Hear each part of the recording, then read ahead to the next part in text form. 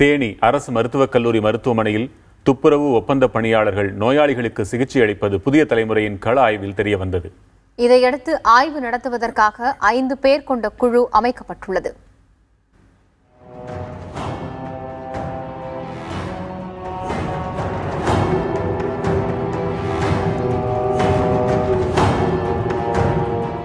தேனி மருத்துவக் கல்லூரி மருத்துவமனையில் துப்புரவு ஒப்பந்த பணியாளர்கள் நோயாளிகளுக்கு சிகிச்சை அளிப்பதாக புதிய தலைமுறை செய்தியாளருக்கு தகவல் கிடைத்தது.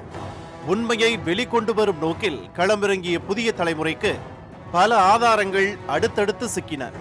தேனி மருத்துவக் கல்லூரி மருத்துவமனைக்கு துப்புரவு பணி மேற்கொள்வதற்காக ஒப்பந்த அடிப்படையில் அமர்த்தப்பட்ட பணியாளர்கள், மருத்துவர்கள் மற்றும் செவிலியர்களின் பணிகளை எவ்வித தயக்கமுமின்றி மேற்கொண்டு வருவது அம்பலமாகியது. நோயாளிகளின் காயங்களுக்கு மருந்து கட்டுதல், நோயாளிகளுக்கு ஊசி போடுதல், குளுக்கோஸ் ஏற்றுவது, செவிலியர்களுக்கு மருந்துகளை எடுத்துத் தருவது, விஷம் குடித்து வரும் நோயாளிகளின் வயிற்றை சுத்தம் செய்வது, ஆக்சிஜன் சிலிண்டர்களை கையாளுவது போன்ற மருத்துவ பணிகளை துப்புரவு ஒப்பந்த பணியாளர்கள் பார்த்து வருவதை புதிய தலைமுறை தனது கள ஆய்வில் பதிவு செய்துள்ளது.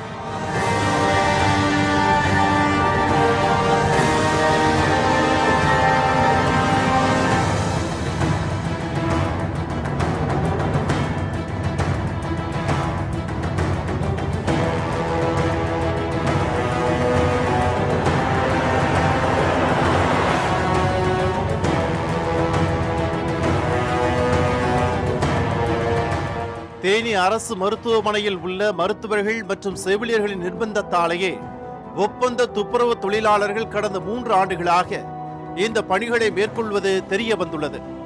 இந்த பணிகளை பார்க்க மறுத்தால் வேலையை விட்டு நீக்கி விடுவதாகவும், அதனால் வேறு வழியின்றி ஆபத்தான சிகிச்சை அளிப்பதாக ஒப்பந்த துப்புரவு பணியாளர்கள் கூறுகின்றனர்.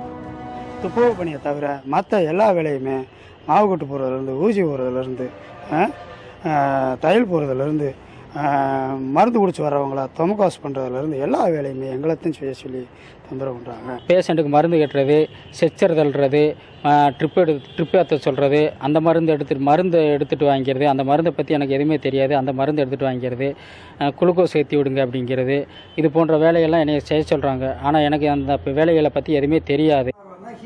இது தொடர்பாக விசாரணை நடத்த சுகாதாரத்துறை செயலாளர் ராதாகிருஷ்ணன் உத்தரவிட்டுள்ளார். அதனைத் தொடர்ந்து 5 பேர் கொண்ட குழு அமைக்கப்பட்டு மருத்துவமனையில் ஆய்வு நடத்தப்பட்டது. மருத்துவக் கல்லூரி முதல்வர் திருநாவுக்கரசு செவிலியர்களிடம் நிகழ்வுகள் குறித்து கேட்டறிந்தார். புதிய தலைமுறையில் தேனி மருத்துவக் கல்லூரியை பற்றி அந்த இது செய்திகளுக்காக அரசு செயலர் அறிவுறுத்தலின்படி நாங்கள் தக்க நடவடிக்கை எடுத்துக்கொண்டிருக்கோம். அதற்காக ஒரு குழு அமைத்து